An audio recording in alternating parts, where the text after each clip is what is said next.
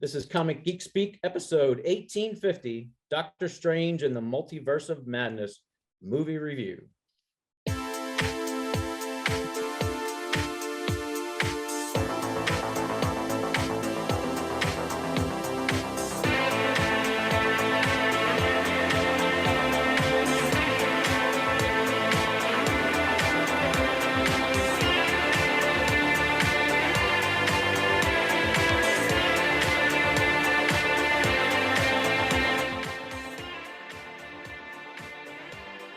Welcome to Comic Geek Speak. I'm Kevin Moyer. I'm Ian Levinstein.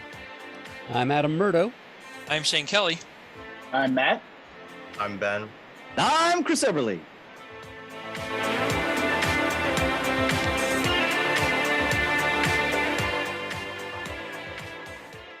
And the list goes on and on and on.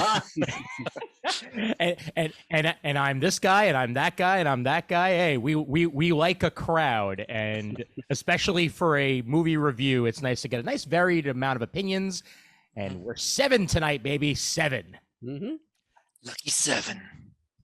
Indeed, and we are here for a return to the Marvel Cinematic Universe. Doctor Strange in the Multiverse of Madness, and it's madness in the house tonight. Madness and legacy.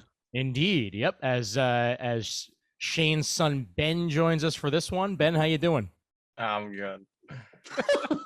Yeah, most people remember Ben from, like, I don't know, 10 plus years ago with this higher little voice when we did something in the basement with when we had an alternate studio waiting for the new one to start, and it was hi.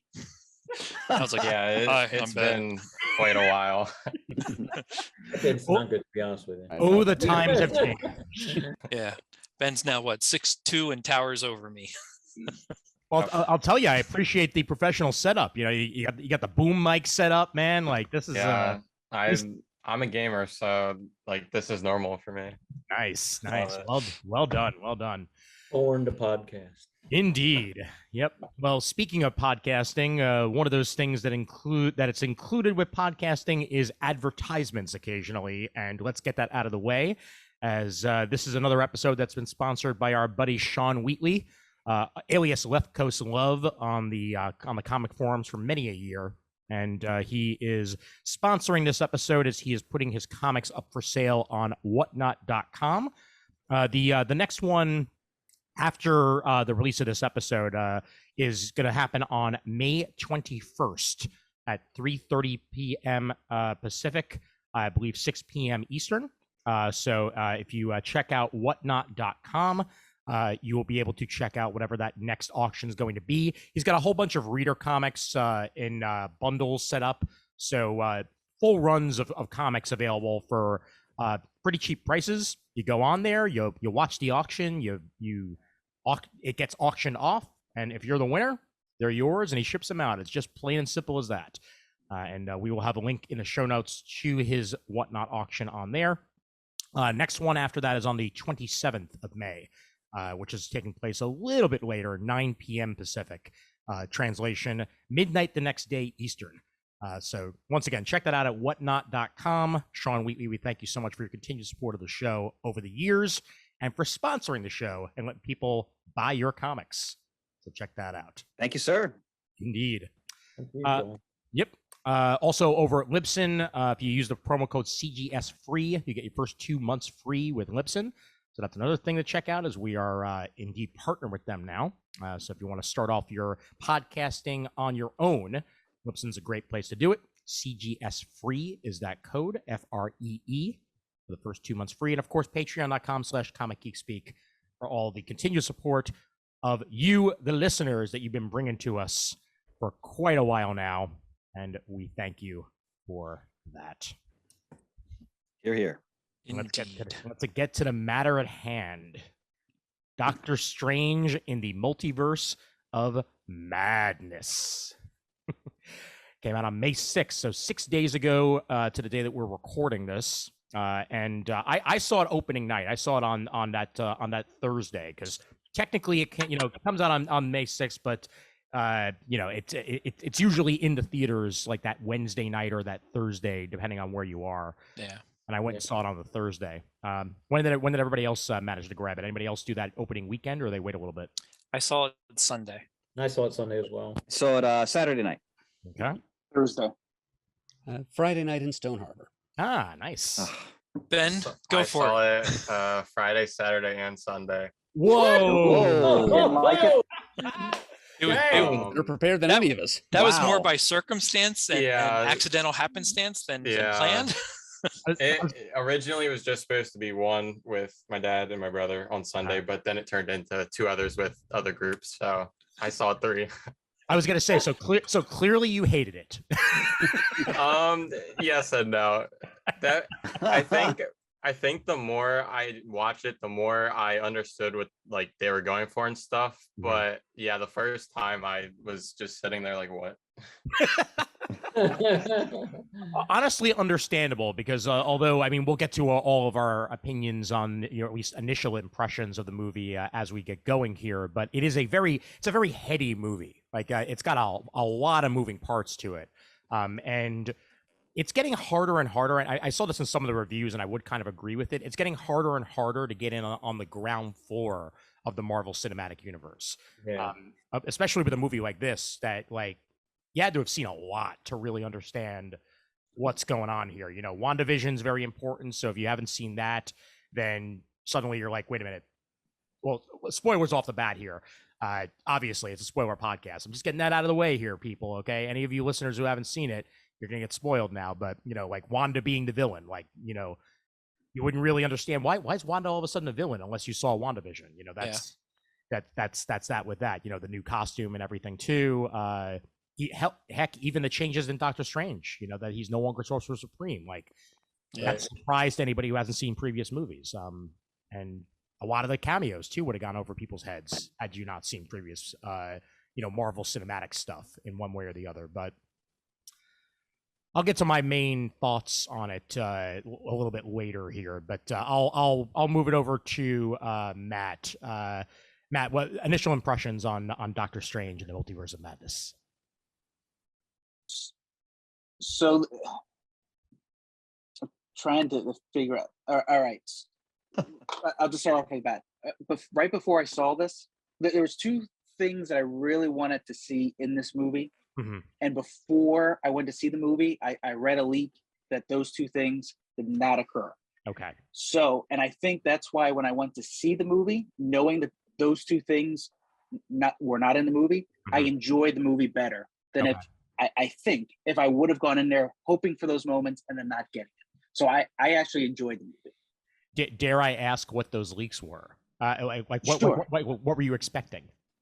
Sure. I was really hoping for the Tom Cruise Iron Man, which supposedly was going to be Ironmonger. Yes. And I think it would have been we're doing spoilers, but it would have been so great to see him standing there with the Illuminati and Scarlet Witch doing the Luke Jedi move from The Mandalorian, where he just crunches his hand and you just see this big ball of metal crunch down in, you hear him screaming and it drops to the floor with blood coming out. But the other thing was mutants would not be introduced in this movie. I thought this was another missed opportunity to bring them into the MCU. Yeah. So I think if I would have gone in there not knowing in advance that was off the table, I would have taken away from my enjoyment of the movie. Got it. Okay. Kevin, what about you? Yeah, I kept myself. In fact, I didn't even watch the last trailer before going into this. I kind of wanted to keep it fresh as possible, so that way I could really go in there and just enjoy it, and not have any expectations or preconceived ideas. Of course, obviously, there was some things that were quite discussed heavily beforehand that I had seen, but namely the Illuminati that was, rumored for a long time and such. Right. But it is a heavy movie. There's a lot to keep in thought as you're going through everything and trying to comprehend everything. And I thought the story, there's obviously Sam Raimi's influence is easily felt and seen on the screen, which I thought worked well with this. I was actually very enthused when I heard he was taking over. I was disappointed when Scott was not going to be directing this one, because the original Doctor Strange is one of my favorite movies, and I was hoping that he would continue, but unfortunately, and kind of half-assed fortunately, that ended up being Raimi. So that gave me some more assurance, because I was very concerned as depending who picked up the reins. And Raimi did a great job, as always. So I really enjoyed the movie. I did. I didn't enjoy it as much as the first one. But I think I would like to see it again, just to kind of, it always seems a movie this heavy, it's almost, kind of required a second viewing, because there's so much going on and so much to absorb. And I was kind of, the whole multiverse thing is interesting, and depending on the stories you tell, I love the What If, animated series and things. So those things are cool, but this is starting to wear on me a little bit. And I was like, I was a little concerned about that. But they did a good job. It wasn't, obviously that was the premise of the movie, but I didn't feel, that it undermined the Doctor Strange sequel, which I was kind of starting to really question, and figured that might actually, unfortunately, happen. So, yeah, I thought overall it was pretty good. All right, I'll head over to our other multiversal maven here, Murd. What say you on the Multiverse of Madness? Okay, well, my elevator comment here is going to be the story had some bad bones in it, but it was draped with appealing and savory flesh. Just to cushion the blow a bit. Yeah, I didn't have my expectations too thoroughly structured coming into this. Like some of the other guys, I didn't seek out too many of the trailers, but I did see most of them. And so my expectations were shaped, or perhaps misshaped, in the wrong directions. I was thinking this was going to turn out to be kind of a full throttle, freewheeling multiversal escapade with like a buddy film with Doctor Strange teaming up with Scarlet Witch and young America Chavez, and just a jumping, like a cross-time caper style romp through a whole bunch of different parallel Earths. And not quite what we got here. It was less multiverse than I expected and hoped for, and more madness. Now make what you want of this, but I enjoyed the first Doctor Strange movie quite a bit. But this movie did, to its credit, it smoothed over or eliminated completely those aspects of the first Doctor Strange that I didn't care for. This may be the first of the Marvel Cinematic Universe movies to be classified in some quarters as a horror movie, but when it functioned as a superhero movie, it felt like a superhero movie, much more than one would normally expect of a Doctor Strange film, and I really enjoyed that. It's just the tempo and the visual style, the effects. Now, Sam Raimi doing what he does best. This is, the Raimiest Raimi we've seen in a good long time.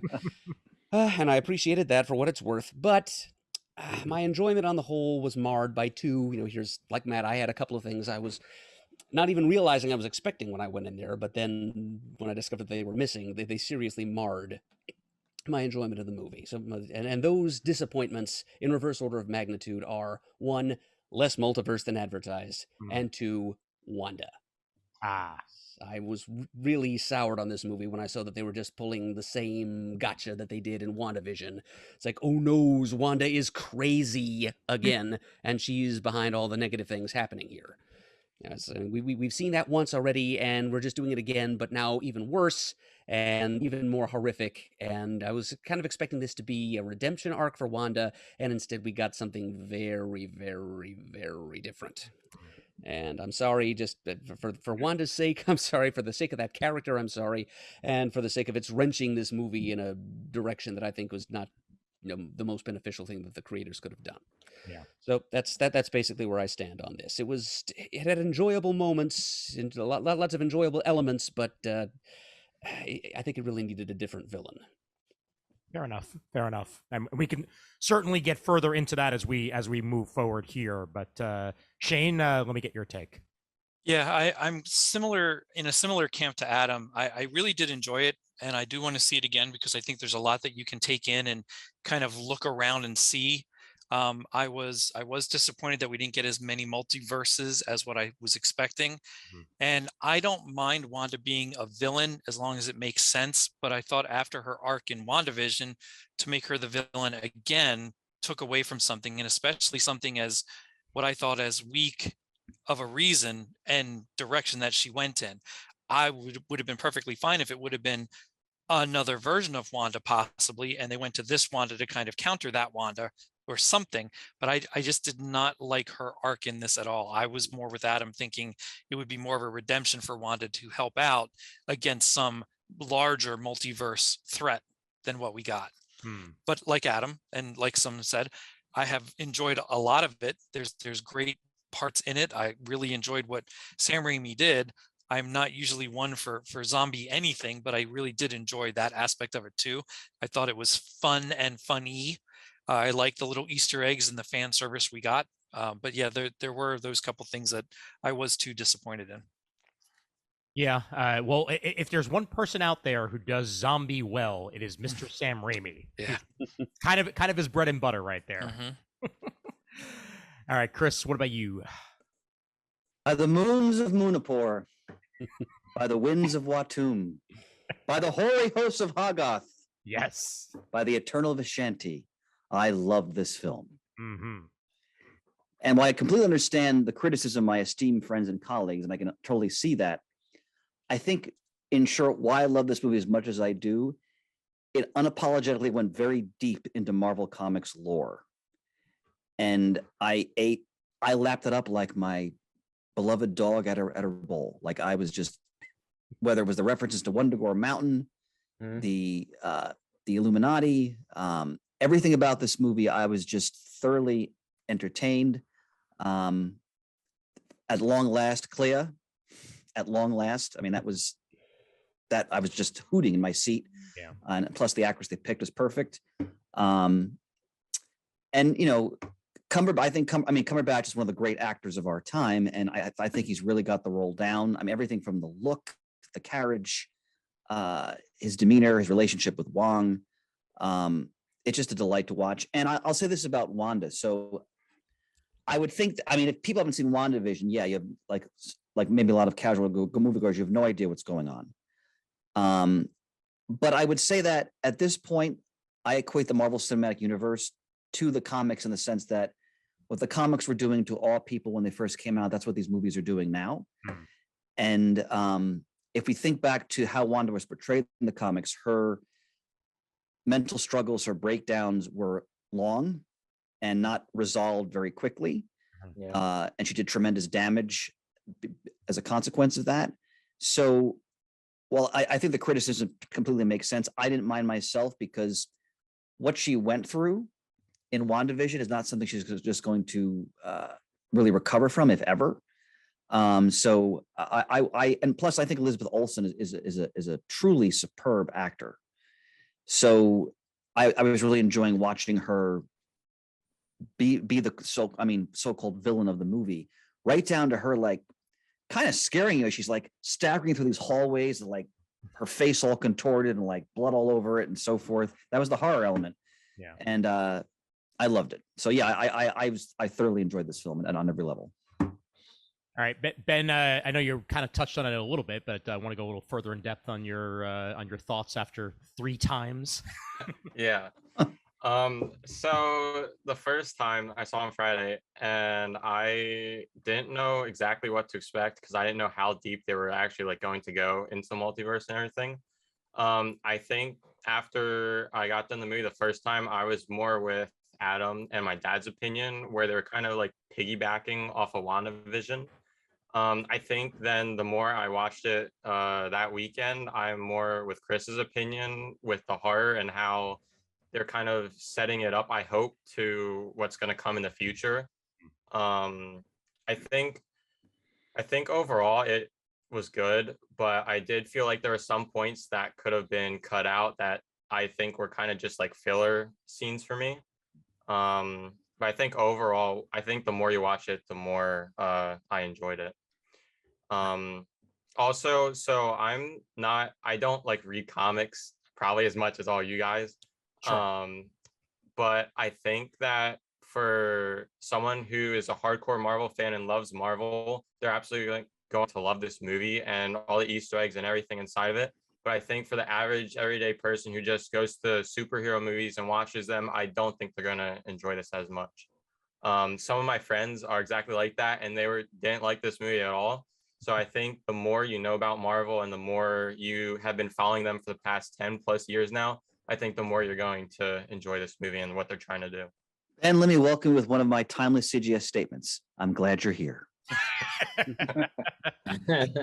It's a great point though, because yeah, I mean, you know, with how multi-layered this movie is, you know, it takes a lot to get the lore, and you know, even people who haven't necessarily, you know, seen Marvel movies, you know, or I mean, they might be familiar with, say, for example, you know, Mr. Fantastic. They might know who he is. They might have seen Four Stick, you know, for all we know. You know, they may have seen, you know, some of the other iterations of some of these characters, but it does take a love of the characters, specifically the ones that we did get cameos of, for you to be like, yes, in the theater. And I got a bunch of that when I went to go see it. But then I also got, which I'm sure probably did happen, I always bring this up. I go back to when the first Avengers movie came out, and we got that end credits scene with Thanos, and there was someone in my theater who went, "What's Hellboy doing in this movie?" You know, because you know, yeah, like if you're not familiar with the oh my god of it all, then to you it's just, who's that guy over there? You know, like like why do we care? You know, and that's it. Yeah, but the whole world knows who Thanos is now. Yeah. When we saw that movie, Danny O'Brien was along with us, and she said, "It's Darkseid," and who actually believed her. Oh my god. Nice. So I'll start off my general opinions with this. I think it's striking to me and kind of amazing when you think about it that 20 years ago, Sam Raimi started this revolution. Yeah. Sam Raimi directed the first Spider-Man and kind of changed everything with that. You know, we'd gotten X-Men before that, and that was step one. But then Spider-Man was the huge hit. Like that was the one that like captured everyone's attention and was like, okay, you can make an excellent superhero movie that makes bank and make a franchise out of it. And Sam Raimi made 3 of them. 2.5 of them were great. But you know, yeah, 100% right. and then he took a very long break. Took a break from movies even. This was his first movie since, I believe, Oz, about 10 years ago. Oh, wow. And, you know, he did some TV and what have you. He did some producing, so it's not like he was completely out of the business. But now here he is back, and all I have to say is groovy, baby, because this... Go ahead, Meg. Well, I was going to say, so I was watching some interviews with him, and apparently he's been taking this time to kind of relearn movie making again with like film students and stuff like that, to kind of see what's new and how he can kind of adapt that to what he has done. But so I thought that was interesting that he wanted to evolve and not just kind of do what he was doing before, even though there's a lot of Raimi elements in this movie. I did want to ask, so you know, I've been watching different stuff to hear reviews and stuff like that. So one of a few criticisms I heard is Raimi wasn't right for this movie, and that his Raimi stuff, like having Bruce Campbell in there, the car, didn't really work unless you're a Raimi fan. And I was just wondering, I didn't feel that way. I mean, he does a specific type of suspense horror movie, right? And those scenes I thought were perfect when we got them. Wanda chasing after them. I mean, this did feel like a horror movie, and I thought when the original director bowed out, and I heard that Raimi was being considered, I thought, I always like to bring on the prior director to kind of make their own trilogy, but I was like, well, this isn't a step down. If anything, it's a level over, if not a level up. Oh, I would agree with that, honestly. I would too. At least from my general, you know. I disagree. What about it specifically? Do you disagree with, Kevin? Well, because I can understand now I mean, like I said, I was really disappointed when Scott Derrickson just, bowed out of directing this movie. And I kind of got a feel for why. And now obviously we know why.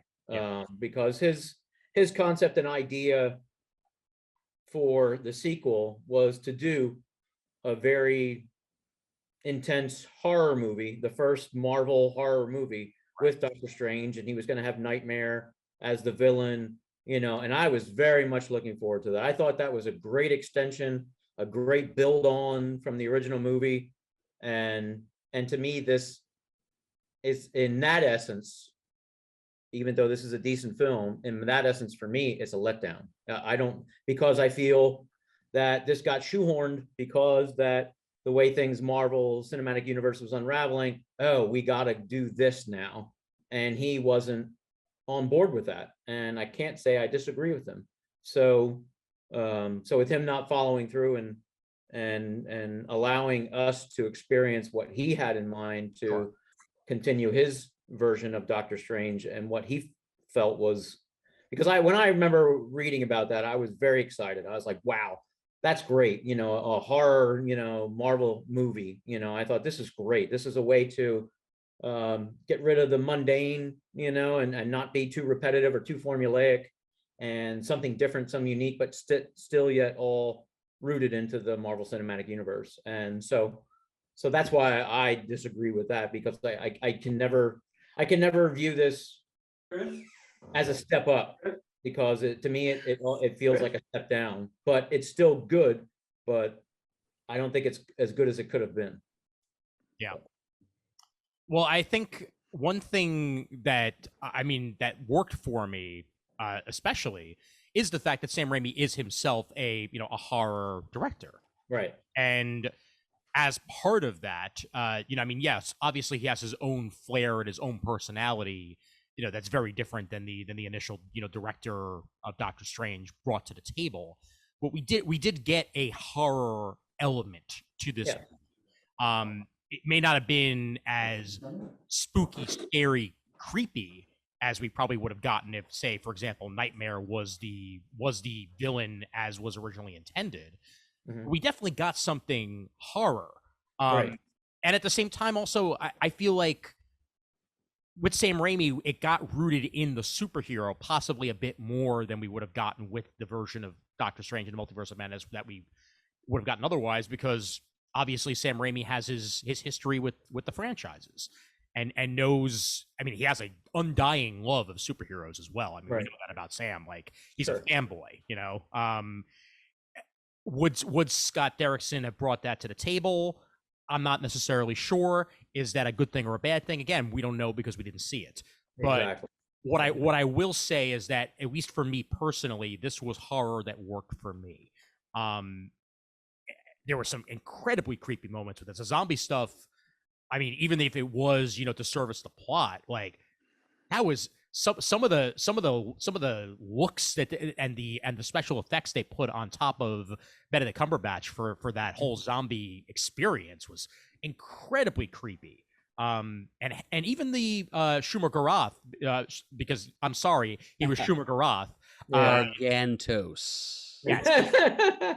Schumer Garoth. I'm sorry. I know it was Gargantos, and I know Gargantos is a character separate from Schumer Garoth, but character, fanboy, Schumer Garoth. Nope. This fanboy disagrees, because Schumer Garoth is not just some hench monster sent out to do the Scarlet Witch's dirty work. All right, he's an elder god. He's sentient. He can speak, or at least telepathically communicate. This thing was just a monster. So I'm kind of glad that they walked us back from it being a Schumer Garoth, because you have a point. That character deseres better treatment. And this is why I'm glad you're here, Adam. This is why I'm glad you're here for insight like that, even though I still love my Schumer Garoth. So one thing I would say to that, Ian, to sort of piggyback, is that we always have to remember that Doctor Strange, from the character's inception, always has a strong aspect of the occult attached to that world. Sure. So it for me, it really worked to see, the zombie elements, the horror elements. To me, that all works in the world of Doctor Strange, and that's why I was thrilled. Although I have to agree with Kevin, I would have loved to see Nightmare. Wow, that would have been awesome. Sure. But I was that's why I was so pleased to hear Raimi was doing the movie, because I know he brings us elements like that one vintage Raimi scene where he's like overlapping different images of the story at the same time, which is vintage Sam Raimi. I really was enjoying that. But Doctor Strange, it needs to be weird, it needs to be creepy. There needs to be that eerie aspect to it, and I thought we got a lot of that in key moments of the film. Yeah, and I thought all of that was done really well. And don't get me wrong, I think oh my God, what's her name? Olsen. Elizabeth Olsen. I thought she did fantastic. Oh yeah, and great. She really was horrifically scary at times. Yeah, she was creepy, man. I out of anything that was creepy in the movie, she was creepy at times. Yeah, Wow. the way she could look or act, or just the certain way she tilted her hair and her head and her eyes looked at you, she was creepy. The way her accent crept back in at key moments. Yeah, Yep. And I was even the interaction between herself and herself, like it was incredibly creepy. The actual like projection, the astral projection of her into her multiversal self's body, and the fight that was going on in that. Yeah. And what was great about that was that you saw the Wanda that could have been and like maybe should have been if things had gone a different way, and you imagine that the damaged Wanda to come face to face with what she should have been like only added to the pathos of her character and those interactions. And like when Xavier is trying to free the stable Wanda from her that mental prison, it was like I thought her performance was for me the highlight of the whole movie, actually. Yeah. So and to piggyback, sorry, Kevin, just real quick, just to piggyback on something that Murd brought up earlier. I do personally believe, and Chris mentioned this as well, I do personally believe we are going to get a redemption arc for Wanda.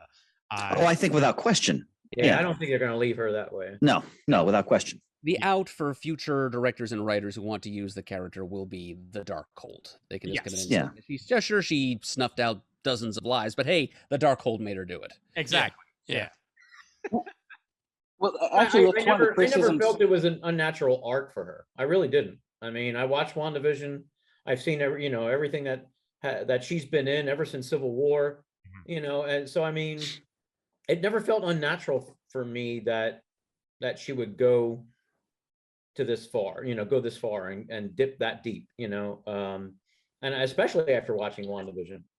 So I didn't think it was completely unnatural. And again, I accepted it knowing that, I honestly, by the end of the movie, I wasn't sure what was going to happen with her. I was like, oh, this could go either way, and which was a good thing, and I kind of think that was intentional so that way it wasn't so predictable, because I didn't want it to be predictable. I didn't think she'd be as good as she was at the end. I thought she was going to be darker right through the end of the movie. Oh, sure. Yeah. What's great about the point Kevin made also is that when the movie first starts, you think, oh, it's going to be a team up between the Scarlet Witch and Doctor Strange. You go to visit her and you think, oh, she's healing. And then it totally does this shift. And I was like, oh, wow, they're going to go in that direction. Okay. And speaking of which, that was something I was thoroughly impressed with the trailers of this movie, is that they don't give it away. Yep. They do not give it away in any way. Like, you're left to believe that, an evil Doctor Strange is going to be the major villain of this. And that's not the direction that we went at all. And I really appreciate the marketing department for doing that, because that never happens anymore. Yeah. I'll tell you what, I text this to Kevin and Shane.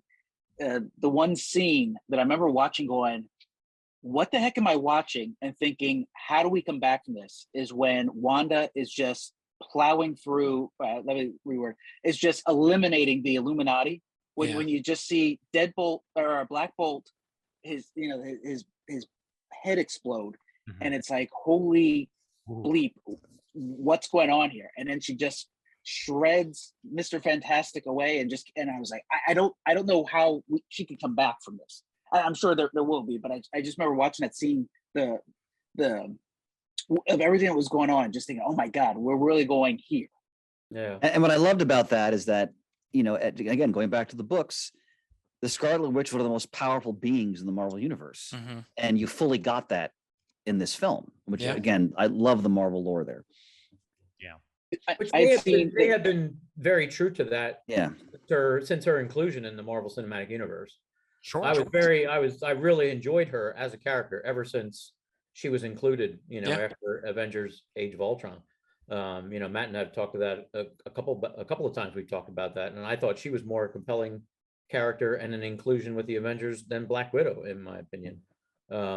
So I really enjoyed her as a character and have continued to, and still do. And I'm anxiously awaiting for a redemption for her. I'm hoping it comes. I'm hoping it shows. But I mean, she's truly is who she was in the comics as far as such a powerful being, Yeah. especially being a crossover because she's, also considered to be a mutant. So, I mean, so it's all befitting as far as I'm concerned. But, And I- go ahead, Matt. Okay. I was just gonna say, I did hear one of the criticisms is, I guess Raimi said that he only watched key moments of WandaVision and not the whole thing.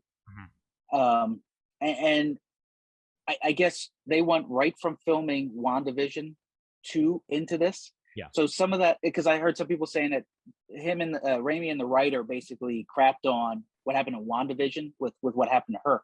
I think it makes sense because at the end of WandaVision, she's looking for the kids. So people were like, what about Vision? What about her brother? Yeah. It makes sense that you would be looking for the kids at the very end. And, Right. and I don't know, did Marvel just give Raimi these specific scenes saying this is what you need to, we're still doing the post-production on WandaVision. This is what you need to make your movie. Yeah. Yeah, I would say so.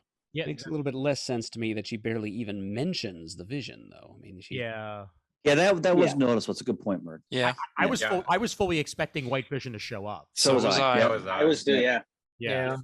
I was like at the end of the movie, I was even like an end credit scene or something, was hoping that like it would show him and like what's going on, but there was like absolutely nothing. So that well, was I mean, just- other than her mentioning it, which I thought was at a key time, when she finally brought that up, and she was like, they were comparing, kind of experiences, and she was like, hey, I killed my, I literally, blew my boyfriend's head off, and I was like, yeah, you can't forget that. And that's certainly applicable to her state of mind, and then you get WandaVision yet besides. So it's been a build, it's been a Yeah. continuation, and it's very plausible for her to have gone where she had gone. Sure. And even bringing up her introduction in the movie, the fact that when she's introduced and, she has that whole, essentially hologram of the, idyllic, life of seclusion that she's been living, growing apple trees and what have you, and like, minding her own business. And when that fades away and you see, her actual reality, which is already being taken hold of by the Darkhold, like that was some messed up stuff right there, and some beautiful imagery. I thought. Yeah, it is beautiful imagery. You're absolutely right. Yeah. Absolutely right. Go, Shane. And Ben, I agree with you. I really thought maybe even in an extra credit scene, you'd have White Vision sitting there, or maybe by that time he'd be normal Vision, but sitting there going, oh gosh, Wanda, what are you doing? Just something that would clue him into knowing what's going on now. Definitely. Instead of Papa Pizza. It's over. I was going to say something, and now Ian put the picture up on the screen, but I was like, my point I was going to say is like, we've all talked about this movie so far, and not one person has brought up America Chavez. And that's what I was getting to, is that I think as a like I guess a Chekhov's gun, if you want to call it, of the movie, or she serves a purpose, and that is opening up the multiverse. It's one of her main powers in the comics as well, and they utilize that character great. I love the actual like image of her, when she punches and this star-shaped vortex that's created. I do love that every manifestation of her powers manages to look like a giant 5-pointed star. Yeah. One thing though that I will mention is that even her origin in this movie is now no longer comic book canon, as sometime in the last couple of months, if not within the last year, they said that, how she thought she was from the multiverse and that she was from some other reality with her parents? No, that she made that up to make herself feel better about the fact that her parents died while trying to cure her of some disease. Yeah, so even that has changed recently in the comic books, but they chose this origin, which I honestly much prefer. the Utopia origin that was introduced in the Young Avengers. But I like the character. I think they did a pretty good job with her in the overall in the movie. A little less gruff than I like her to be. They played her origin up to be feasible, that her parents aren't dead. Yeah. That, it's very feasible that they're in another dimension and she's got to find them, which obviously, I think that's great that it leads it up, that if there's potential for this character to, maybe do her own thing or something like that, which I hope that they're going to do that. So that way it gives, her direction to go and not just to be a tag along or, something along those lines. So I did like that she knew a little bit more than both Wong and Doctor Strange at first. Yes. That was just kind of fun for me. They're like, what do you mean it's real? And also, I think she served a very valuable purpose in terms of character development for both herself and for Doctor Strange, because he can be, that character can be aloof. And, as he travels around with her and, she's a kid and he's Doctor Strange and their banter, I thought that served the story and the development of both characters very well. Yeah, she grounded him more than I thought she would in this movie. Every doctor needs a good companion, after all. Yeah. And I was actually going to say that this movie cemented 100% that Doctor Strange is the best surrogate uncle you can possibly have. Like Spider-Man No Way Home got us, one step in that direction, and now here he is again with America, serving that purpose in a very similar fashion. And I think it honestly it grew the character of Doctor Strange in some ways too, because no longer was he this. By the end of the movie, he was, at least. No longer was he this "woe is me, I can never find love" type of person. He realized love's what you make it. Love is all around, and it doesn't necessarily have to be an individual that you're in love with. That you can put yourself, towards making things better for the people you care about. And I think by the end of the movie, that was Wong, and that was America, and that was, basically being a sorcerer too, if you want to put it that way. And also, go ahead. Go ahead. No, go ahead. I was just going to say, I feel that his appearance in Spider-Man No Way Home ended up, I don't know, this is just my speculation, that after that experience, he was more open to American Chavez and more willing, to, because I don't think if you would have had that as a transition, I don't know how, as a character we've seen so far, how open, you obviously saw the resistance in No Way Home, but I just feel that was very key in regards to, building as to what we experienced with this movie. I think that really opened him as a character. Even if he doesn't really quite remember exactly everything that he did in Spider-Man No Way Home, thanks to his own machinations, but that's true. And we have to remember also that, forgive my French, Stephen Strange is a dick. Oh yeah. So like when we introduced that character in the book and the movie, he's not a nice guy, No. right? He's a brilliant surgeon. Obviously has this charisma, but he's not a nice guy. They have him, ruin his chances with Christine. And to go back to Kevin's point, as they take him through these other films, the Avengers, Spider-Man, and then to this movie, you see him, starting to, or progressing more towards being not just, the master of the mystic arts, but also being a better human being. Sure. And I think his friendship with Wong is a big part of that. And they do the same thing in the books in terms of bringing out more of his humanity. And I like how they showed how the Doctor Strange Illuminati's universe was more of the type of Doctor Strange who ended up being someone who was more of a detriment because of his hubris and his ego. Yeah. And I love when Xavier is like, we can trust this one. And even Defender Strange, for that matter, even Defender Strange from the beginning, the one that eventually Yep. zombie, the fact that he was willing to sacrifice America, quote unquote, for the greater good. Sure. That says a lot about his character as well. Ben, I'm curious, as the youngest on the call, as the youth, as it were, what do you think of the youngest character in this movie? I thought she was portrayed really well in this movie. There are definitely some points where I could tell Doctor Strange's character developing in No Way Home brought into this movie with American Chavez. There are definitely parts where you can tell like he learned from what happened in No Way Home and tried to do better than that in this movie with this character. Yeah.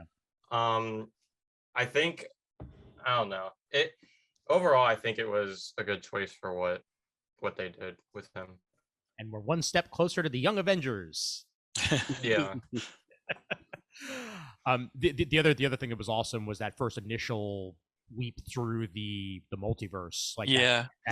Yeah. Oh, I really want to see that in slow motion later. Yeah, on. me too. Yeah, that I watched it 3 times. It like every time it just got better and better the more I watched it. It was cool. And that's why I loved Raimi as the director here, because the portals to nowhere and all that kind of stuff that is just vintage Doctor Strange. I thought they really captured beautifully in the movie. Yeah. Were we paint in there? Yeah, you don't want to get stuck there. It's a mess. Stuff like that's what I wanted the whole movie to be. Right. I wanted more of this, just leaping from world to world, just tantalizing glimpses of MCU parallels that are out there to be explored. But instead, we just got plopped down on Earth 838 and stayed there for most of the remaining running time of the movie. and hey, it officially made, even if it's MCU canon, the MCU's designation as 616. That home reality, even though according to Marvel comic books, it's like Earth 2163 or something like that. Or whatever. Oh, so there is a canonical serial number assigned to the MCU. Yeah. There is, I forget what the actual like number is, but it's 199999999 because that Raimi said, not Raimi, Feige said that's how long he has things planned out for. Oh. Nice. Speaking of fans, go ahead, sir. I'm sorry. I'm sorry, just to say. So reportedly, there is a darker extended cut, one in which Mordo gets beheaded or cut in half. Do you think we'll ever see that? I think in a special edition, Yeah, it could be. Extra deleted scene. Yeah. Do I think it'll be in a movie as canon? Probably not. I will be watching it. Probably not. Reportedly, it's R. The content, and that's part of the reason why they had to trim it down. So I'm just wondering with Disney Plus and that, would they ever put that on there that we could actually see? I think 2 hour and 40-minute version. I think before, maybe not. I think a year ago it would have been questionable. Now that they put on the Netflix shows, yeah, I think it's possible. Well, and for that matter, I mean, I go back to the old days, the fact that they made a Spider-Man 2.5 release. Which had all the extended scenes that Raimi didn't include in the original movie, says that they could very easily come out with an extended cut with this, if they so desired. Yeah. Speaking of fan service, what I love so much about this film, just throughout, I was just, grinning ear to ear. There were so many references to so many different aspects of Marvel lore. Murd, how thrilling was it to hear them mention the Demon Thon? And then they show all the inscriptions on the mountain. I mean, that's right from the books. I mean, I really appreciated. Again, a general viewer is not going to probably know any of that stuff, but being who I am, I was just thrilled by how deep they went with some of that stuff. Glad we finally got to Wundagore Mountain. I'm just sorry that was apparently in the legendary Himalayas someplace, as opposed to in Franzia in Central Europe where it belongs. Yeah. But I was most excited actually to see Rintrah. That's a character I never thought that would find its way to the big screen. I was. Do you mean the Minotaur? Yes, the greenish. Oh yeah, he was great. He was introduced in in the Peter Gillis run back in the mid '80s. He became Doctor Strange's apprentice. Yep. And there he was amongst the proud soldiers of Kamertage. That was awesome too. Yes. Yeah, I thought that was cool. The one thing John Krasinski as Reed Richards didn't compare to that for me. Exactly. I'm with you, Adam. I'm with you. The one thing I wish we'd gotten was Bova. That's the one thing that we. I was hoping to see Bova. Yep. That would have been cool. Yeah. So is Krasinski officially Mr. Fantastic? Okay. I don't think so. In that universe, I heard. You know what I mean? So obviously there's some theories. One is that this was kind of his audition for the role. Yeah. And that the reason why who's the director that just bowed out that did Spider-Man? Was it John Watts? Watts. Yeah. That reportedly he stepped down into the arrangement that Krasinski to tease him, to tempt him to take on the role, is that he'd be able to direct it. Yeah. That's what I read. Yeah. Also, not to mention that John Watts just directed 3 Spider-Mans, and he may not want to do another superhero movie anytime soon. Well, I think he does. I think he might just have been promised a better. I don't want to say a better movie, but like, hey, we could give you an Avengers movie as opposed to the Fantastic Four. That's possible. Yeah, that's certainly possible. Well, isn't who is directing the new Fantastic Four movie? Well, we don't know. That's it. That's just it. Yeah, that's the question. It was going to be John. I thought It they was going already to be announced John. that. It was going to be John Watts originally. It was going to be Oh, okay. yeah, the guy who directed Spider-Man was going to do it. Right. And now the theory going around that Matt just mentioned is that perhaps to lure John Krasinski over, he may very well wind up directing it as well, because he's directed A Quiet Place and he's directed a couple other movies before. Yeah. And certainly has the directing chops to do it. It's just whether or not he actually says yes. Now, I hadn't heard that, so that's why that's new to me. So for me, I don't, at this point, I don't care either way. I enjoyed this for what it was in the movie. If he ends up being Mr. Fantastic in a Fantastic Four movie, great. If he's not and they pick somebody else, that's okay too.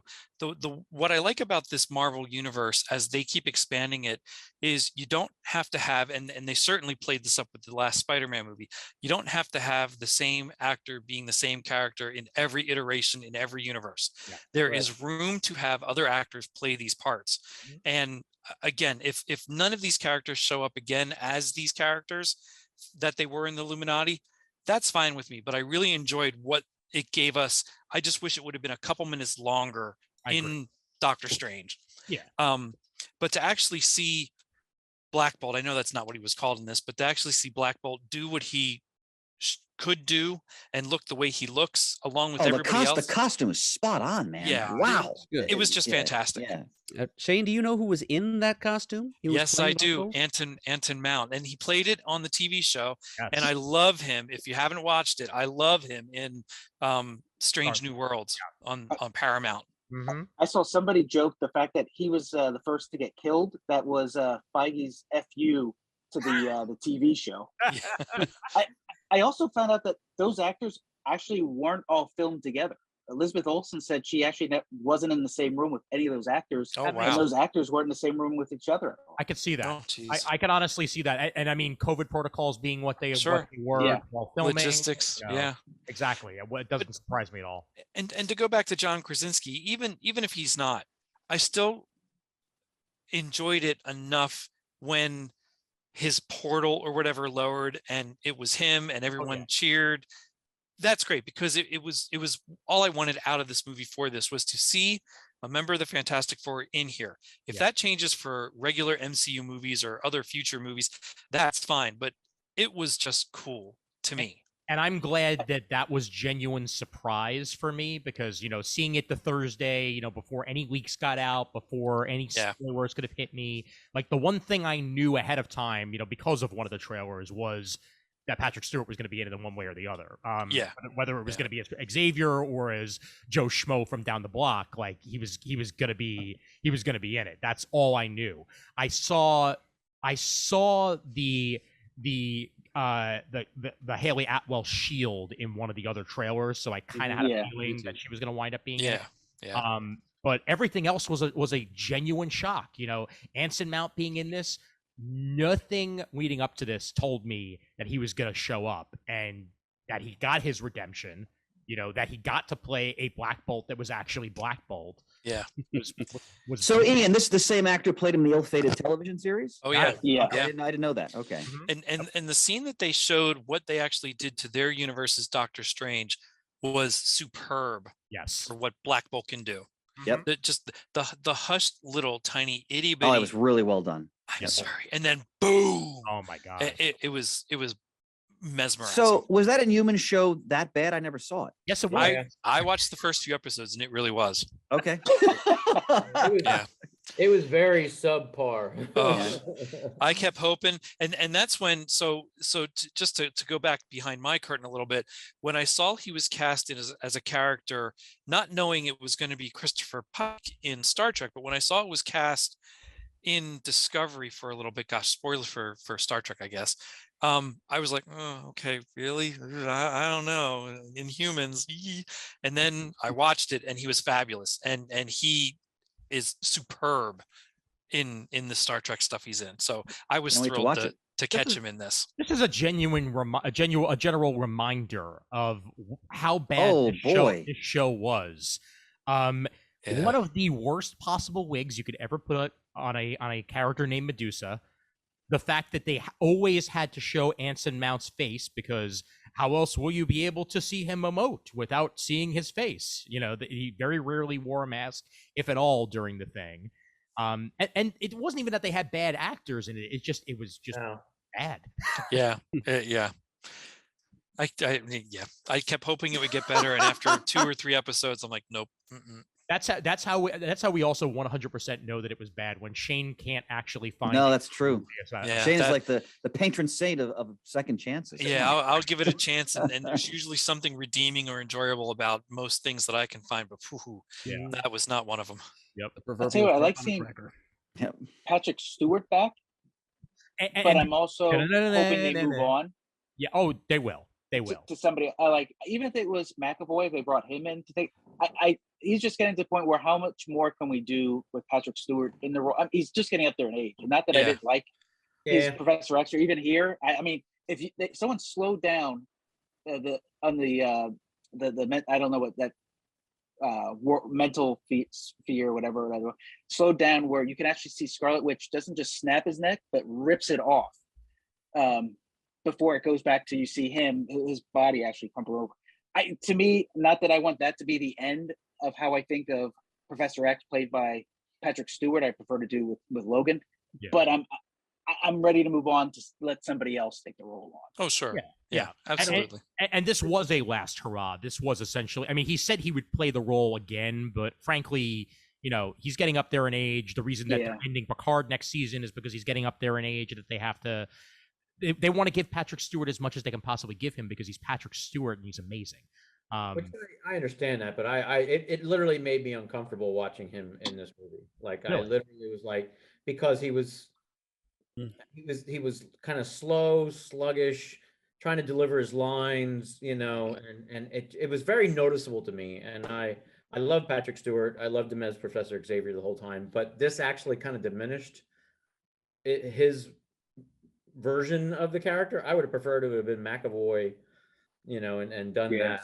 I think you should have just left him end with Logan and been done this. I understand having the homage to him and letting the cameo, and this is the MCU. But yeah, it literally was like, it was kind of almost cringeworthy to me. It was just like, you know, I should have just left that go. You know, I should have left that out. You know, that's just my impression of what my experience when I first saw him, I was like, cool. I mean, obviously we knew more or less he was happening in the movie, but when he started to do the lines and all that stuff, I was just like, no, I shouldn't have done it. Shouldn't have done it. Or just left it as a quick cameo and been done. I personally felt like it was just enough. Like, I mean, if it had been a little bit more, I may have been where you were, Kevin. Yeah, I'll agree with Ian. That it even, I mean, especially even in the dreamscape scene, like that was classic Professor X to me. Yeah. Oh yeah. Yeah. And in that scene alone, it gave me one of my favorite Professor Xavier moments that I've gotten on screen, because it felt the most like him. And the way he was portrayed and the way he was acting. Plus we got, 90s X-Men animated series chair with music. And the music. Yeah. So that made me super duper happy as well. But it's a good last hurrah. I do agree. Let's move on from here and get somebody, once we get the actual MCU X-Men in 2040 or whenever the hell it happens, I guarantee you it'll be somebody else. So that's yeah. Plus, he served the vital role, as I mentioned before, of validating Strange's character. Yes, as only he could with his telepathy. Sure. So that was well done. Yeah, I do wish Wanda hadn't dispatched him quite as easily as she had. Oh, I agree. Yeah. I agree with that. Like a little more of a duel on the astral plane. Yeah. Taking the offensive a little more. So that would have made this truly a perfect send off for Stewart. Yeah, that's a good point. And I think that of most of the ways that she dispatched the Illuminati, but especially with Patrick Stewart, I thought there'd be more battle inside his head than what happened. Yeah, but in fact, the person who did the best was Carter. Yeah. Actually. Yeah, that's true. Well, when I'm watching that scene, I'm thinking like, dear God, he faced off against Phoenix. You know what I mean? Jean Grey Phoenix. Yep.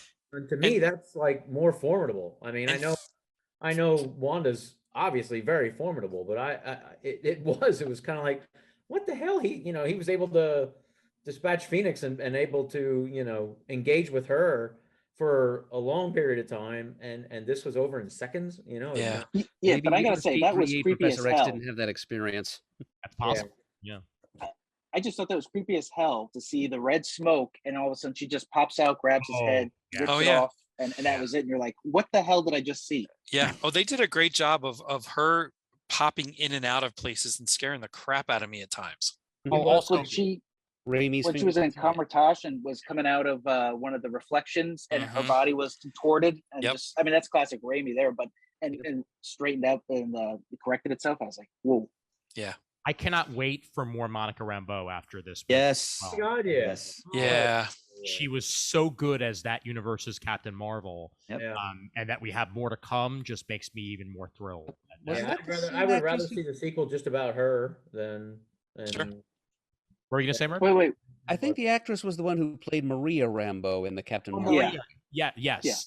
It is the actress. Yeah, but I'm not sure. It could have been Monica just because as she got older, just have the mother play the same character, just different. So Yeah. Could be. What did we think So- of the duel with music notes? Oh, I loved it. Oh, Oh, I fantastic. that was thought it neat. was good. Yes. applause, Very applause, creative. applause, applause. That It's- was easily one of my favorite visuals in the entire. Yeah. It's definitely Right. something that the MCU has never touched grounds on before. They're definitely with this movie tried to do a lot of different than what the usual MCU movie is, which I congratulate them for. Yeah, I totally agree with you. Totally agree with you. Yep. I'm glad they took created some visualizations of magic that went beyond just a spinning circle of sparks. Yeah. Yeah. Yep. There was some of that there too, but magic can manifest in other ways than that. And that fight scene was just case in point. That was really fun to watch. And really that's the type of flair that Sam Raimi brings to the table as well, is that he is a very creative visual storyteller. And that's something I wanted out of this movie, and it's what I got, is that it wasn't just your typical flare, roll your hands into a circle. Let's get some new stuff in there and make things even more mystical. Let's make it happen. I mean, we could probably do 2 hours just talk about Raimi stuff, specifically the Spider-Man. Yeah. But in Spider-Man 2, when Spider-Man and Doc Ock are fighting on that elevated train or subway, that was something I'd never seen in the comics that I recall, and I thought that was extremely creative. That whole sequence, and he brought that type of you're right, creativity here to this movie as well. Well, and Danny Elfman scored this one, right? Yeah, Yep. yeah. As well. Yep. So to me, I was also wondering how much fun he had writing that scene, because I would hope that they included him in write out the music and do something with it, because we're going to do this in the movie. Well, it's a specific song. I forget what it is, but it is something specific. The notes that were being played. Huh. That's not Danny Elfman. It's No, somebody I else. couldn't tell. I thought it was something he would have wrote. What was that, Murd? That's what. Yeah. Yes, it Okay. was. Yeah. I recognized it, but I didn't know what exactly it was. Yeah, it's Bach. I'm pretty sure the Toccata and Fugue in D minor, I think. Byzantine Magnificent. theater. Byzantine, what was it? Byzantine Castle from Jersey, whatever the hell it was. Remember that? Don't anybody remember that? Remember you used to have the commercials on TV, from the Philly stations, and it was like a scary castle from Jersey with the Byzantine or whatever the hell it was called, and they used to play that music. And it was like, Oh, you know what? I know what you're talking about, Kevin. Yes, absolutely.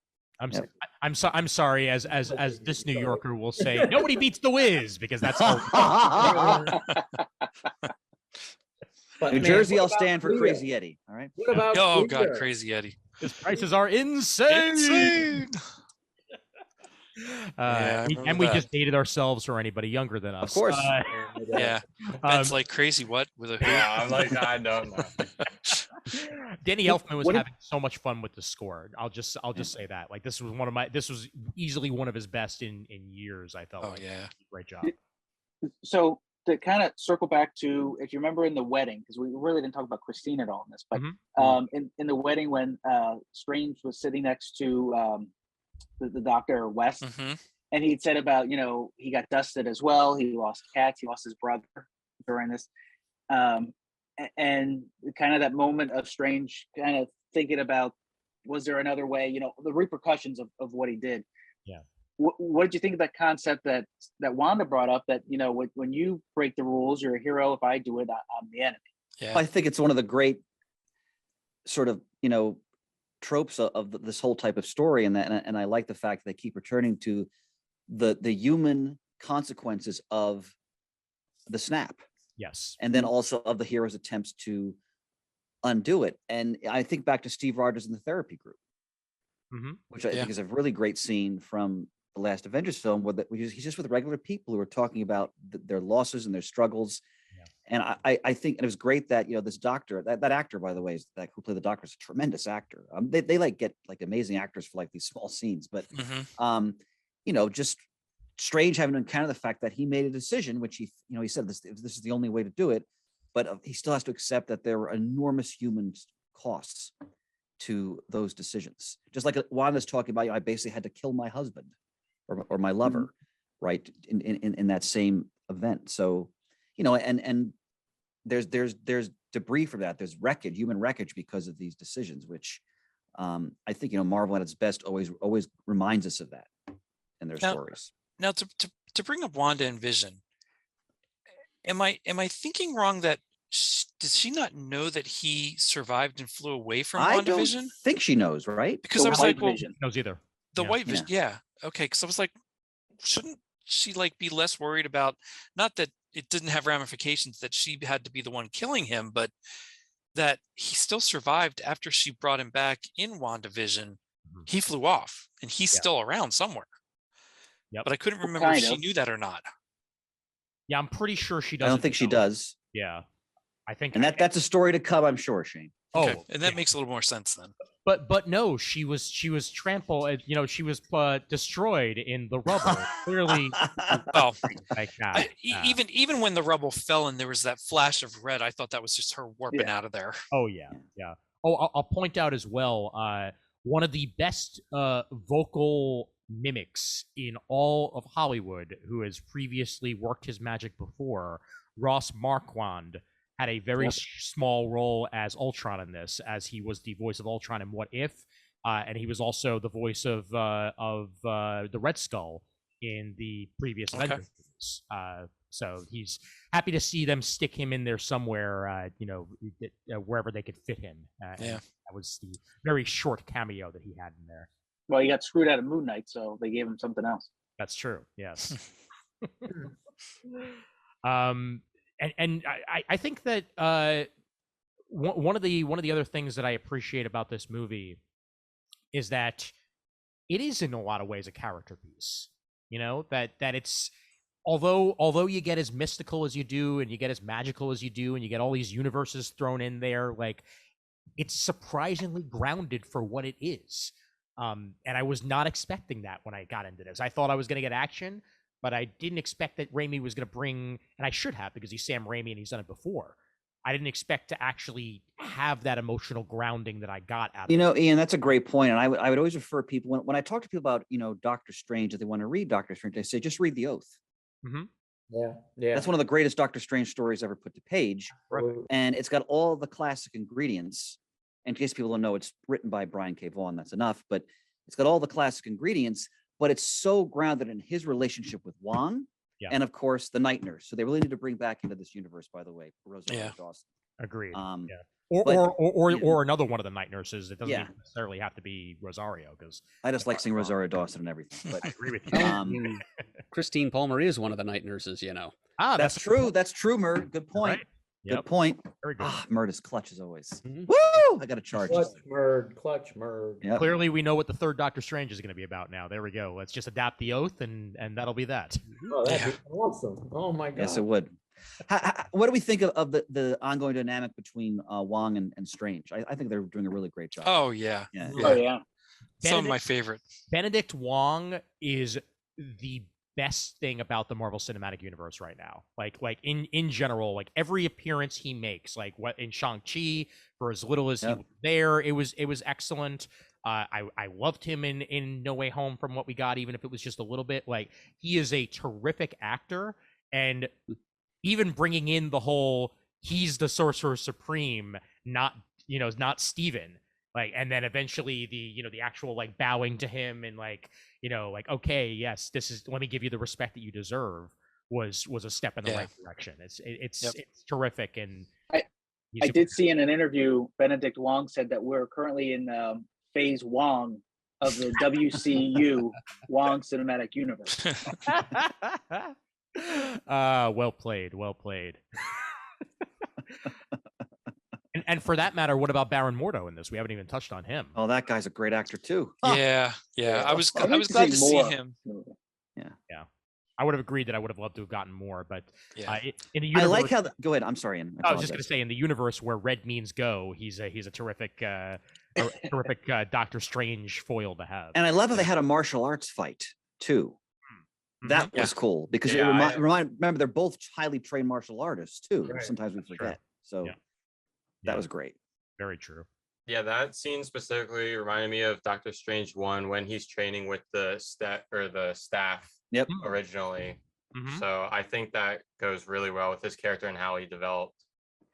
And they played that scene perfectly because you're sitting there going like, oh, you're waiting for him to be, the foil to Doctor Strange. You're expecting him to be the villain because obviously at the end of Doctor Strange 1 where he's hunting down all the other sorcerers, there's too many sorcerers, and I was like, oh, here we go, and then they like, oh no, we're buddy, I was like, that was great because everybody, again, so anticipatory, but yet, Well, we ended up getting that, getting that martial arts scene, which obviously again kind of helped that friendship and that relationship between those two characters. So Absolutely.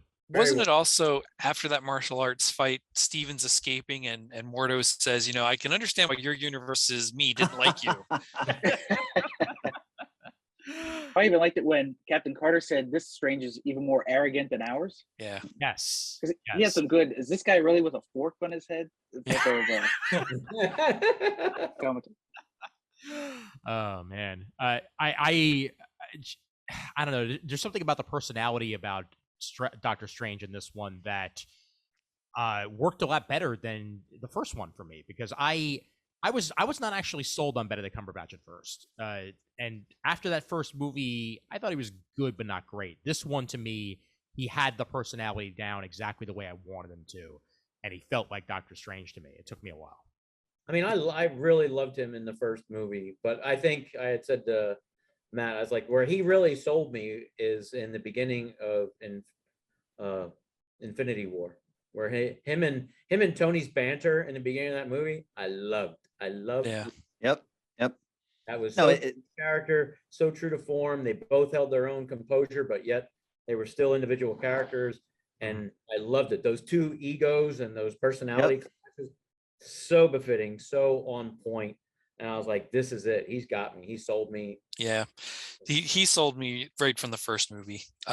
When they announced it, I thought, I can see it. And I never looked back. I thought he's been great.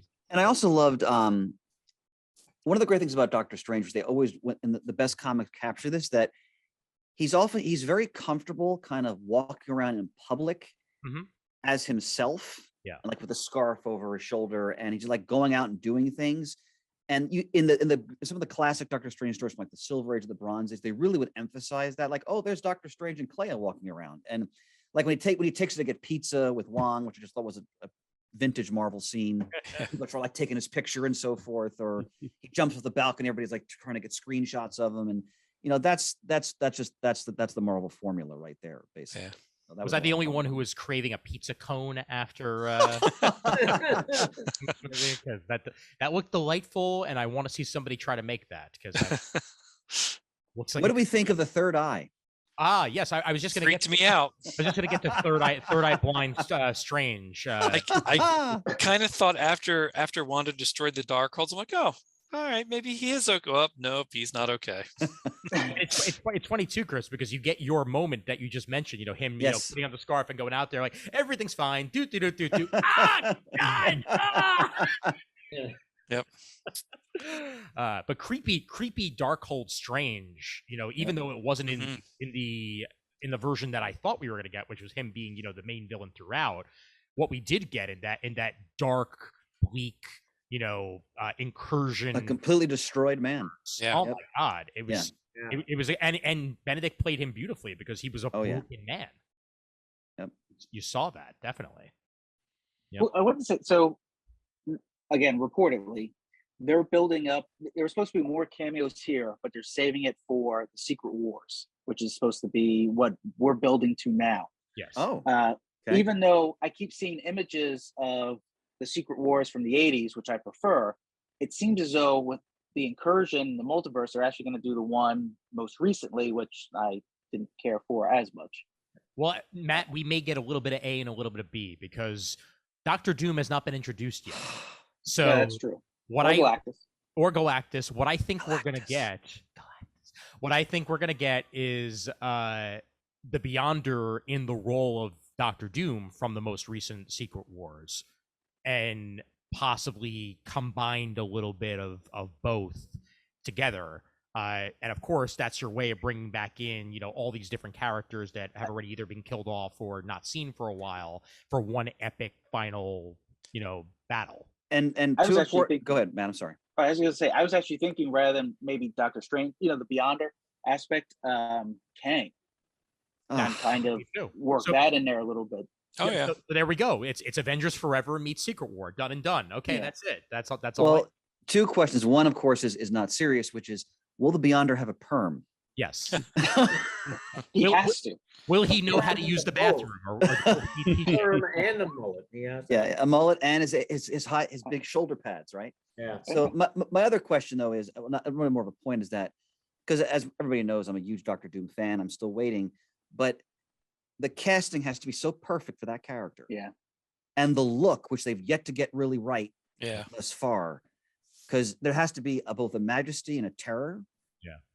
And I'm hoping they're finally going to do that correctly, because once they introduce Doom, every other villain should automatically be secondary.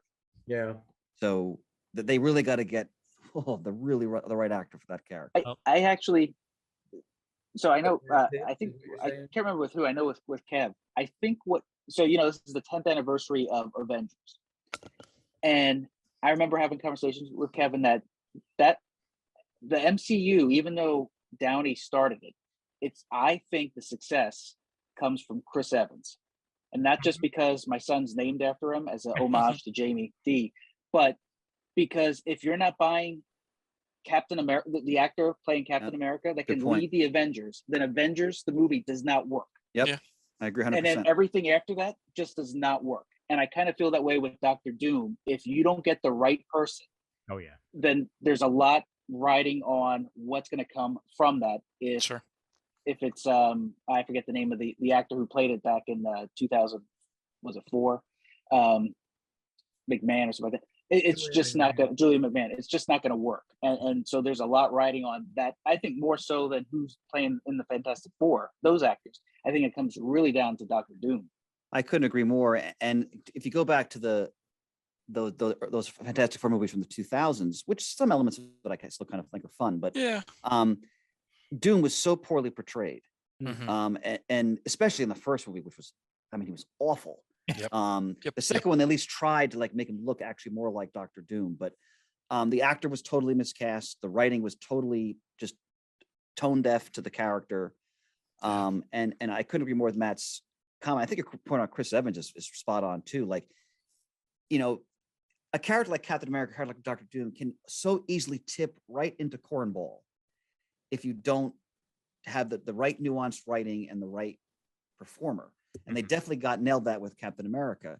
Let's see how they do. Well, But clearly, if John Krasinski is playing Reed Richards, then Rainn Wilson should be Doctor Doom. It only makes sense. Coming soon, baby. Watch for it. See, now I think of the classic Off episode where Dwight reads a speech by Mussolini to at the First the Reed corporate Richards, he took my retreat, and they- stapler. and they all rise to their feet in like a frenzy. It's amazing. Reed Richards put all of my office equipment in jello. Jerks. So some random factoids for you Please. here. Benedict Cumberbatch's goatee was real in this movie. Oh. In all previous iterations, he had put on a fake goatee. So this is the first time he grew it out for real.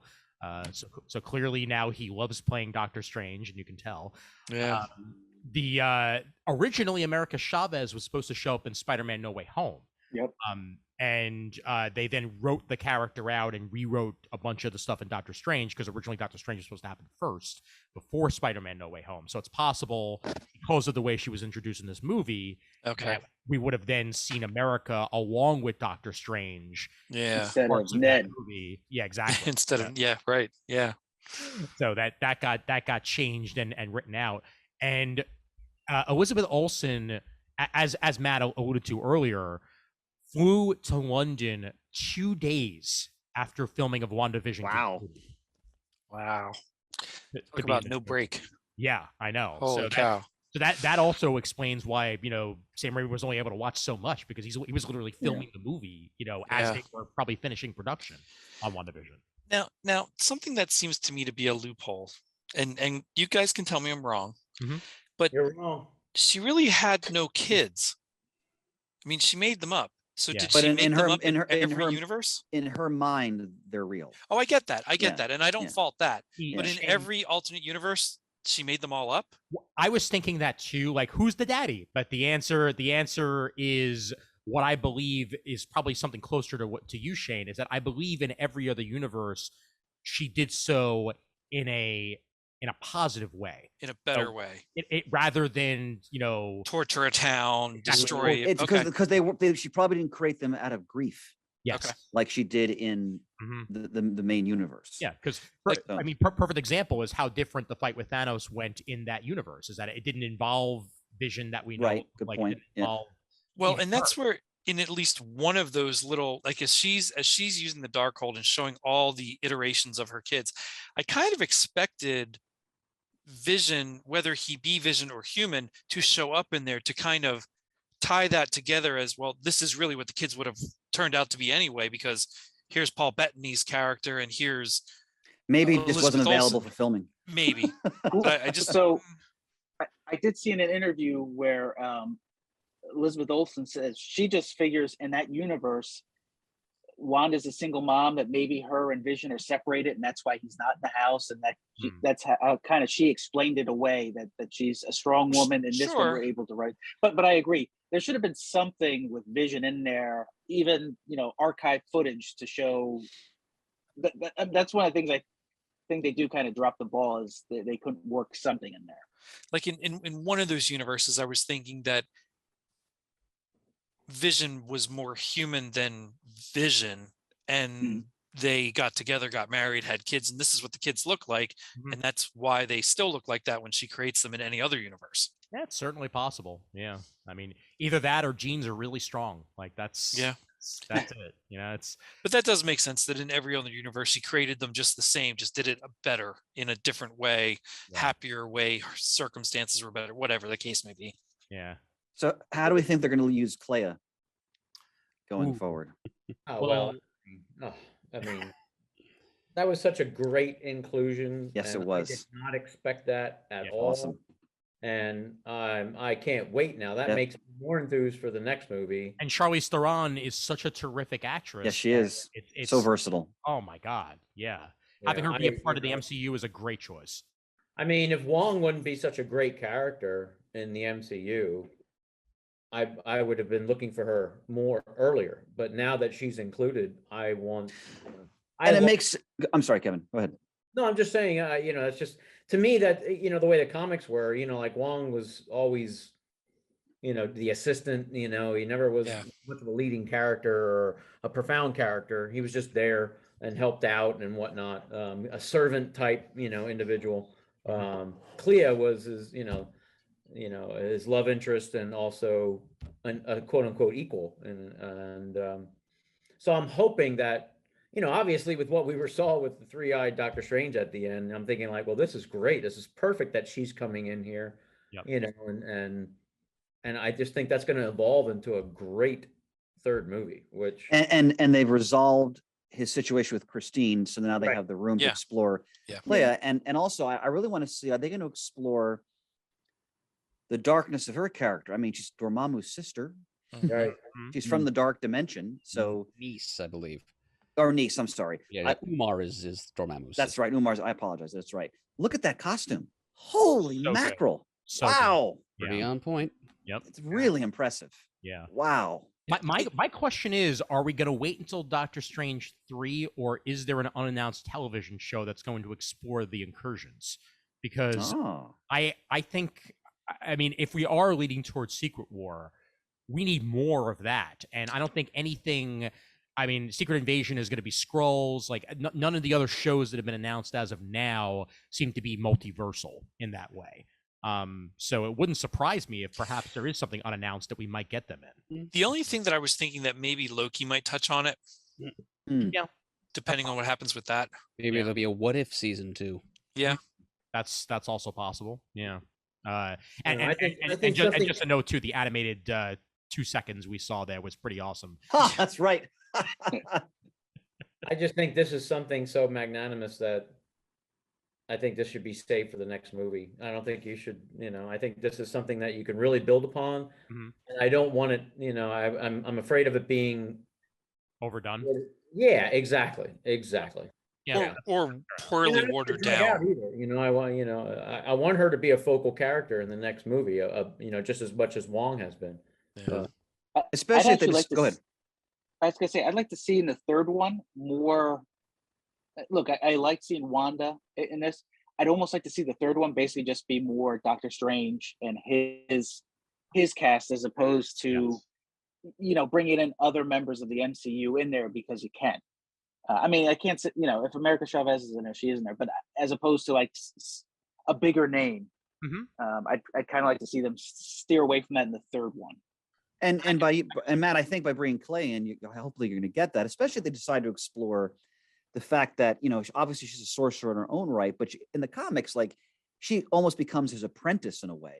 Yeah. And interested to see how they're going to explore that. Are they going to make her like his equal in power? There's a lot they can do with the dynamic between the two of those characters. Isn't she currently Sorceress Supreme in the comics? Yeah. Since the death of Doctor Strange. Yep. I know that happened recently, but she's running around in full Sorceress Supreme garb now. So yeah. I mean, we can certainly get there.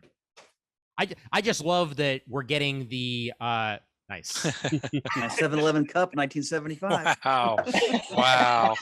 Oh my That god. classic Frank Brunner artwork on Yep. that? Well, Yeah.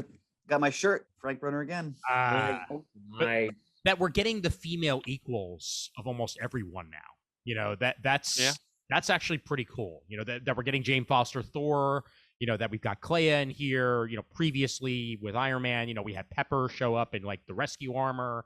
We're getting She-Hulk. She-Hulk. The female roster of characters is certainly getting built out. Yeah. In the MCU as well it should, because I mean it's not just all dudes. There's plenty of awesome female characters out there in the MCU. Probably unpopular opinion here. I don't mind them doing that. I just don't want then the male versions to be completely replaced where we're basically moved on. I don't mind building out. I just don't like to see, well, now that we're going to go this direction, we got to eliminate the guy because then, now we have more women, stuff like that. So I think they need to find a nice balance. I'm not saying you can't do it with every single character, but I don't want it to be an ongoing trend. Now, obviously, Black Panther, that's reportedly, that could be a little different situation because of Chadwick and that they're not going to recast that role. Yeah. But like, I if they would do a Thor 5, I hope it's not Jane Foster and then Thor is just, he's done with the movies. If we get a Thor 5 and it's Jane Foster, I think we're also getting Beta Ray Bill. I think we got to. Yeah, that's where that's gonna go. I think. Ian, is Black Panther still happening? Yes, it is. Yes. Okay. Why are you saying it like that? Because I worry more than anything else. What were you saying, Murd? It's supposed to have Namor in it, from what I've Right, seen. which is great. In fact, funny enough, if we had gotten the movie that we were supposed to get initially with this Doctor Strange movie, there was even talk of bringing him into this. He was the one member of the Illuminati that I most wanted. That's right. Yeah. Yeah. Has Black Panther been is it being delayed repeatedly or Yeah. No. Well, production was delayed because of COVID Right. and for other reasons. I know there was an injury on set that they had to delay it for, and now it's back under production. Okay. I'm certainly hoping that it turns out to be excellent. It's just I have my trepidations about that entire production in general. Something just seems off, and I don't know what it is exactly. I think it's They were after having trouble Thor with Love- they were having trouble with the actress who Yes. played Shuri, so that's and she's a big part of focus. Yeah. Chadwick is not going to be in it, so there's a lot of things going on with that, and I Yeah. agree with you, Ian. It doesn't make me feel assured at all. is it the same director? I believe so, yes. Okay. And again, that's supposed to come out at the end of the year, I think. That's what it originally was. They may have pushed that back. Did they move that back? I think they may have. Let me double check that. And there's a TV series as well for Disney Plus. Really? Coming out. Yeah, I think it's called Wakanda. It's called. I want to say Wakanda Forever, but I think that's what the sequel's called. That's what the sequel's called, yeah. And it's still scheduled for November 11th, 2022, according to Oh wow. I according didn't to- think we were getting it that quick. Yeah, I know, because that's only a few That's- months after Thor is done. Yeah, that's Yeah. what worries me is that they're not going to do it right for how quick they're trying to make it. So we'll just have to see. Yeah. They still have time to delay it again because, frankly, I mean, Yeah. we all remember Morbius. Like, Morbius coming out in 2 weeks. Morbius not coming out in 2 weeks. Coming out in 2 Yeah. months. So, Well, hey, if you're following the Flash situation with the DCEU, there's plenty of time to do some reworks yep. with recasting. I just read today or yesterday they said that they've decided now they're not going to recast Ezra Miller now All right. Well, and do Cool. reshoot. Okay. we'll see. I'll be excited That to see could Michael change Keaton. tomorrow, but I mean, as far as now, that's what they're saying right now. Sure. Yeah, they are definitely. I mean, Black Panther 2 is currently under production, and also I believe the actress playing Ironheart is going to also show up in Black Panther 2. Yes. Yep. Oh, nice. Yeah. So we're gonna get a little bit of her before her series premieres on Disney Plus. So Okay. yep. And then other than that, it's Thor, Ms. Marvel, She-Hulk, Black Panther 2. I think Obi-Wan Kenobi is officially a Marvel series now. I think I heard that. Everything under the sun, you're covered with Marvel for the rest of the year, basically. I don't think that you with the whole Thor thing, because I was reading something about that and they said that they were going to follow through with the storyline from the comics where Jane Foster Mhm. becomes Thor, but she's battling cancer. From everything I've heard, that seems to be the case. I mean, we'll have to wait for Great the actual storyline.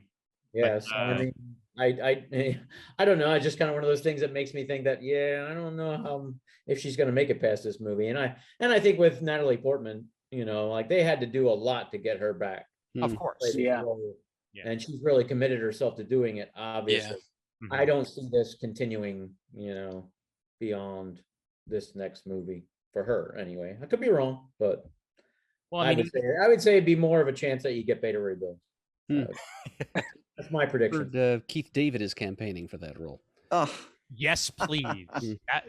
I need Goliath as my Beta Ray Bill. That would be And fantastic. then you got to bring Kevin Masterson in as Thunderstrike too. So There you go. Ooh, Go to that. I would be okay with that as well. Yeah, I mean, Christine almost didn't come back for the second Doctor Strange. We originally Rachel McAdams was not signed for it, and then eventually they convinced her. They put a wheelbarrow full of money next to her, and she said, "Yeah, sure thing. I'll gladly be in this movie." So that Well, and I'll dye my hair red for part of it. Like that's I like her in a lot of things, but even if she's not in anything else Marvel related, Mhm. this was a fairly fitting I way thought to so, end her yeah. character. absolutely yeah. And I love the alternate universe version Oh of yeah. the character. That was oh, it's great. Yeah. very well done. Very well But done. it all seems to fit that, Christine's done, Right. and you bring Sure. now you're bringing Clea in, and it's kind of that, the lifelong adage of you let go of, you finally accept and let go. Yeah. And it allows you to open, for the newer, better possibilities. And then here comes Clea, Sure. so like, so now you can play off that, love relationship as well as, their sorcerer relationship and wherever the storyline goes. So Yep. it seems like it just all is, perfectly in place. Certainly. Yep. I also want to know how Christine patched the cape that easily. That was Well, you know what, I thought that at first, but I just chalked it up to experience of things they've dealt with. yeah, that's true. That's a possibility. Yeah, Keepy is my favorite side character in all of this. So Aladdin in all the right ways. Oh It's yeah, cool yeah. stuff. Yep. All right. Any other thoughts or things that we didn't touch on before we get to our wrap up here? I think we shot our I think we bolts. covered it pretty well. Yeah. Yeah, I think we're golden. Awesome. Ben, anything else you want to add? No, just want to say thanks for having me.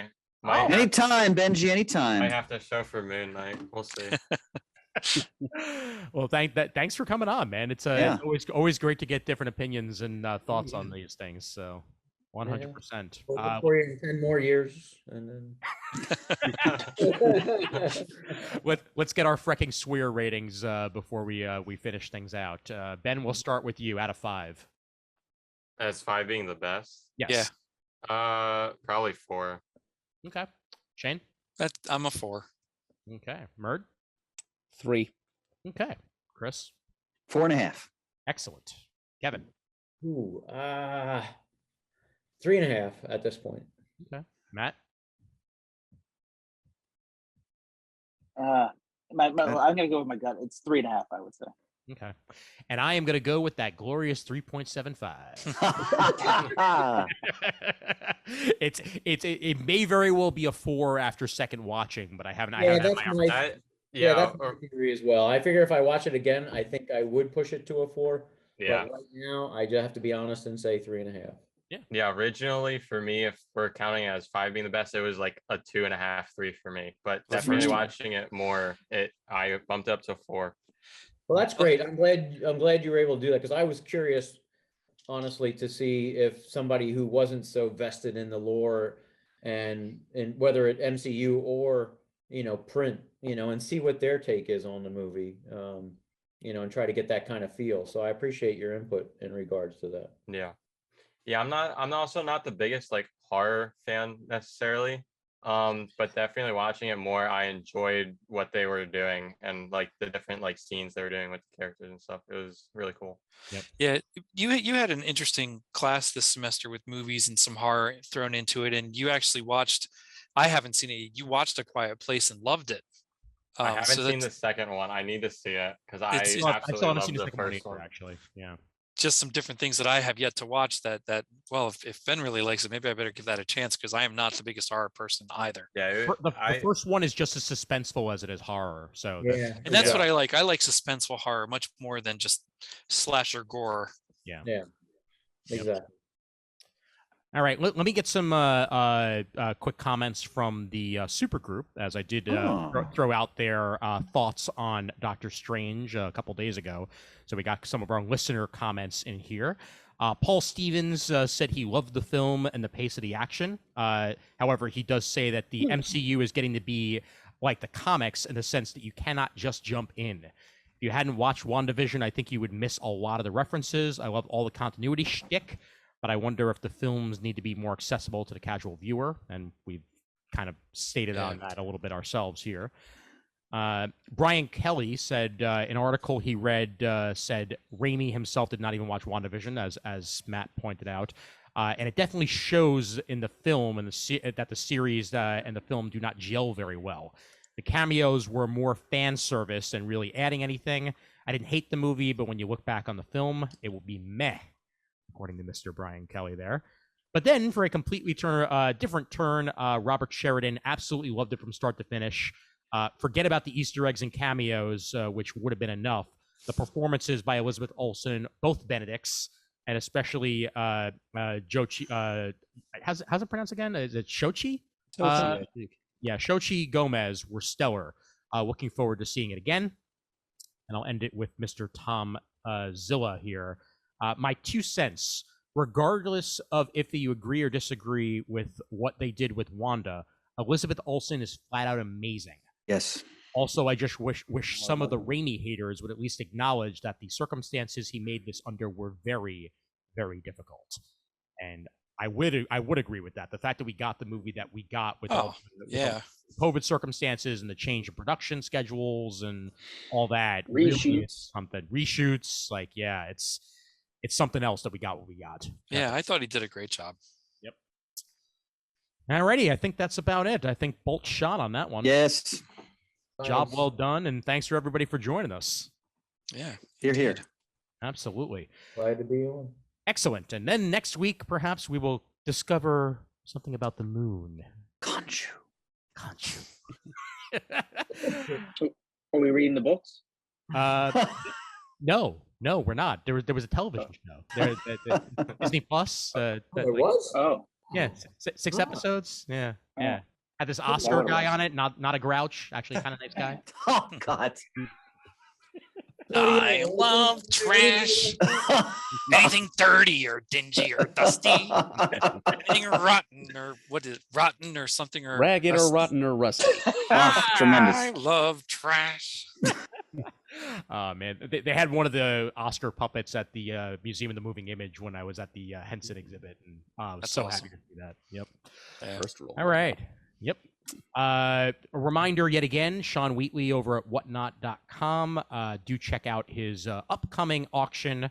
We will have a link in the show notes. Next one is on May 21st from at 3:30 p.m. Pacific, 6:30 p.m. Eastern. So do check that out at whatnot.com if you want to buy some Reader comics. Thank you very much there. And patreon.com/comicgeekspeak for everybody who wants to support the show. You guys are awesome. Donate button also on the website, and or just tell a friend and or tell a college student who might be interested in listening to the show, or anything like that. I don't know how that could possibly happen, but do spread the word about the show. We really, really do appreciate it. And that is that with that.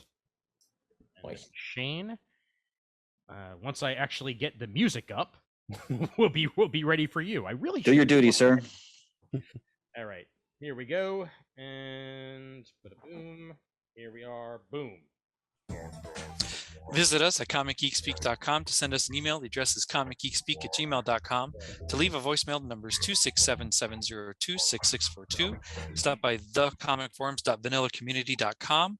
Look us up on YouTube at youtube.com/comicgeekspeak. Follow us on Twitter, like us on Facebook. Thanks to everyone who contributes to the episode. Send in your Muddle the Murds for next time. Let us know what you think of Doctor Strange if you haven't already. And as always, we are uniting the world's mightiest heroes, one listener at a time.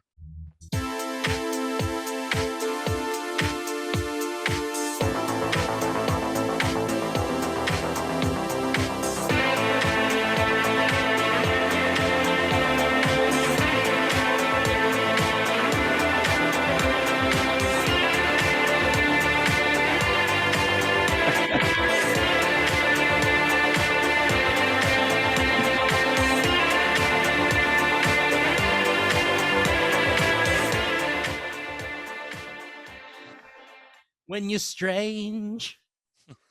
That would have been great to play. Yeah. Faces come out of the... If I hadn't gotten kicked off of YouTube for it, then yeah. What would have happened this time too? Do that.